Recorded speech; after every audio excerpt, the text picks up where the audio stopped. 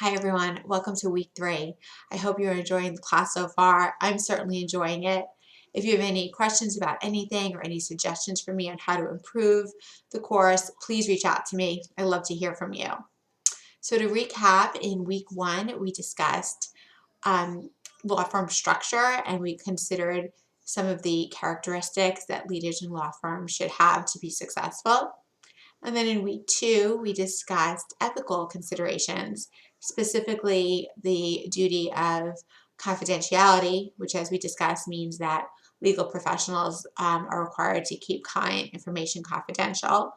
And we had a discussion board where we considered some different situations and how those situations could be handled. So thank you so far for all of your hard work in these last 2 weeks. Now here in week 3, we are going to be discussing another ethical consideration, which is conflicts of interest. Legal professionals are ethically obligated to avoid conflicts of interest.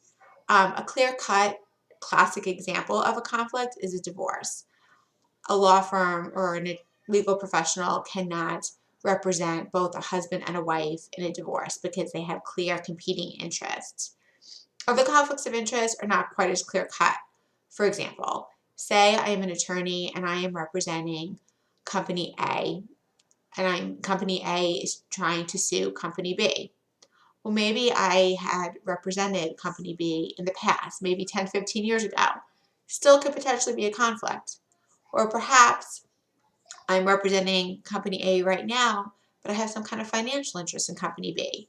Maybe I own some of their stock, potentially a conflict of interest. So these are all things that we need to consider and try to avoid and come up with ways to make sure everyone is aware of the conflicts and we take the steps necessary before we go ahead with the representation of one of the clients.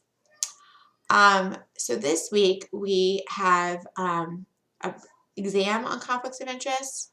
So please take your time on the study materials and let me know if you have any questions before you take the exam. And then we also have an assignment, which is the third part of the management portfolio project that we're working on. And it is going to involve a discussion on conflicts of interest again. And there's also going to be a part of the project where you're going to discuss more practical matters. These are also in your studying materials. You're going to discuss matters such as calendaring and reminders and organizational software that law firms use. Basically the tools that law firms can use to keep everybody organized and on the same page to make sure that client meetings and deadlines aren't missed.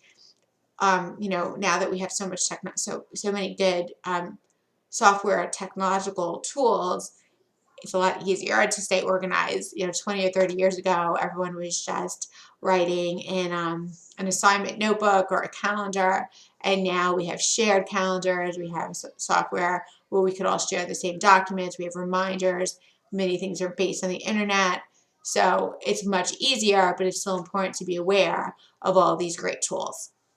I'll also note that we do not have a discussion board this week. So I'll still post supplemental materials as announcements.